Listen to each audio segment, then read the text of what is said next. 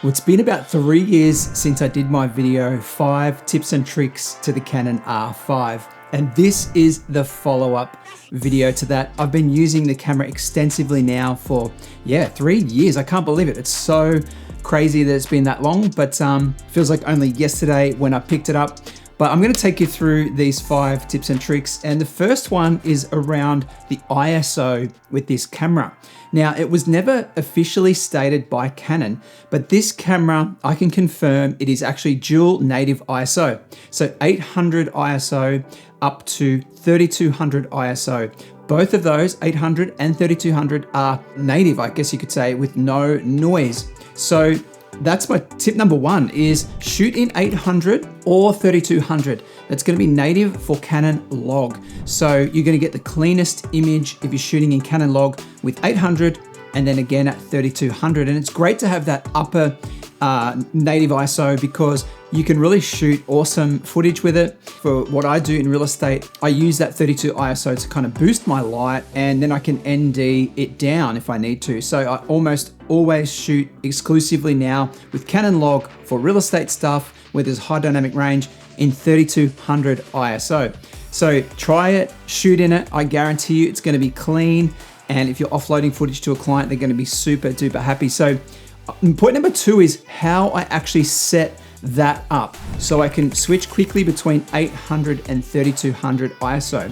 Now, the way that I do that is basically, I'm gonna show you on the camera here, is I go menu, ISO speed settings, and I go down to ISO speed range and I set my minimum to 800 and my maximum to 3200. Then I click OK.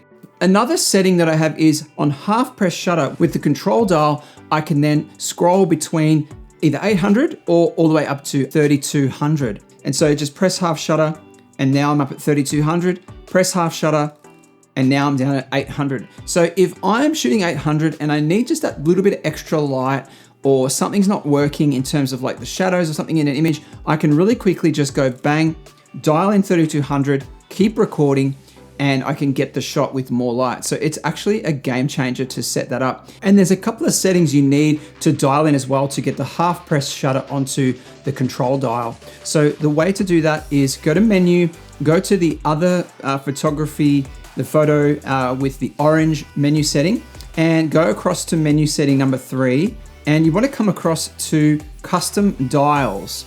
And when you jump into custom dials, you can scroll down there and you'll see it'll kind of show you all the dials there. So you drop down to the ISO dial at the bottom, click on that, choose ISO, and it says here, set ISO speed, hold meter button. So then I can just jump between 800 and 3200 with just a half press of the shutter. It's a game changer. The third tip is with newer firmware in the last kind of, I guess a year it's been almost now, but it stops the camera from overheating. And so since this firmware update and I've made this change, I've never had the camera overheat on me. So what you want to do for that is back into the camera and then into the RED menu, cruise across to the 8th menu. And in there, you've got auto power off temp is either standard or high. So I have mine set to high, and then standby low res, I turn on. And that setting alone, the camera has never had any problems. It's never overheated. So I would say, put that setting on straight away, leave it on all the time, and you're not gonna have an issue.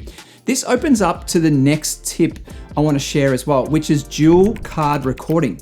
So when you're recording in 8K RAW, some computer systems, they just don't churn through. And some clients I have as well, they want that 8K quality, but they don't want large cumbersome file sizes, or they want me to bounce proxies or something like that. But what I can actually do is I can set up the camera to record on dual cards. So let me just insert the card first, because you need to have 2 cards in the camera for this to work. So I've got the CF Express and the SD, high-speed SD card. And we'll turn the camera on. We're gonna jump into the menu system and we're gonna go across to the settings menu and then record function and card select, or card folder select. And down there, we wanna go to record play for video. And we wanna just change the priority to the CF Express, because we're gonna be putting the main 8K RAW files on there. We're gonna go to the first menu item and gonna choose disable. And then we're going to choose for the third camera item in there, we're gonna choose record options. We're gonna choose record RAW to the CF Express and MP4 to the SD card. So we're gonna select that. Now we're gonna go back out to menu and we're gonna go into the shoot menu now. So back to the red menu and menu item 1. And basically there, we then jump into the movie record size, and you'll see there, we've got all the options there for how we wanna record this. So we've got 8K D, and it's going to be shooting in 25p.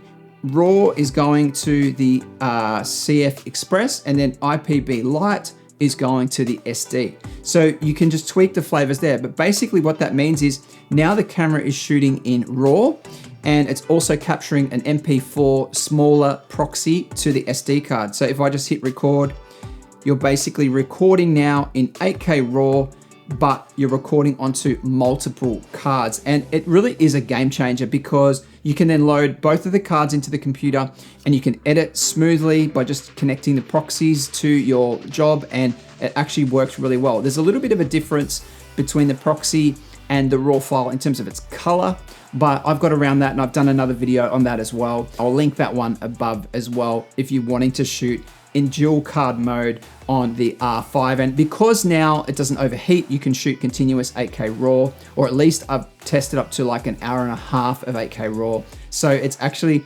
really awesome that you can do that. Well, my last tip, number 5, is that I don't shoot with the view assist on anymore. Now, view assist is like putting a LUT onto the footage so that what you're viewing is the kind of final product, or will be similar to the final product. But what I noticed shooting in Canon Log is that it actually adds too much exposure. So I found that I was continually underexposing my Canon Log, and this is in the early days of getting the camera. So I now switched out to just with the view assist off, and I know the look of the log footage and how it kind of looks. And because you can't apply a LUT to the R5, this has worked really well for me. Basically now what I do is I just shoot always with view assist off, and I look at the histogram, but more so I'm used to how I want to expose, and I can get really great exposure, better exposure than having view assist on. So in order to set that up, you just want to jump into the camera menu and Canon Log settings on the third menu item, and just go down to view assist and just make sure that that is toggled off. So when you have it on, you can see it kind of adds contrast, it adds saturation, but it doesn't change the histogram at all, but it does actually make the image look different. So I've tended to overexpose using this, and especially when I'm not mindful of looking at the histogram on every shoot. Like for a run and gun where I'm not focused on the histogram, I'm just wanting to capture the images really quick, and I'm running around from shot to shot, going between 3200 and 800 ISO, then I'm not really mindful of the histogram every time. So clipping and stuff like that, I've had that happen when I've had view assist on. So simply turning it off is basically cool because I can see in the image now when it is gonna clip and when it is going to have problems. And so yeah, using that method has really helped me. And that's all for this update video. So with this and my previous 5 tips and tricks video, you've got 10 tips and tricks. And one of my commenters recently said that he was surprised that all of the tips in my original video, he'd never heard of any one of those before. So I'm sure that these 5 tips are gonna be fresh for you as well. And I hope you can implement them into your workflow with the R5. If you haven't picked up an R5, I'm gonna leave links in the description below where you can purchase one. This is an incredible camera, and I hope this video has helped you. Thanks so much for watching, and we'll see you in the next one. Bye for now.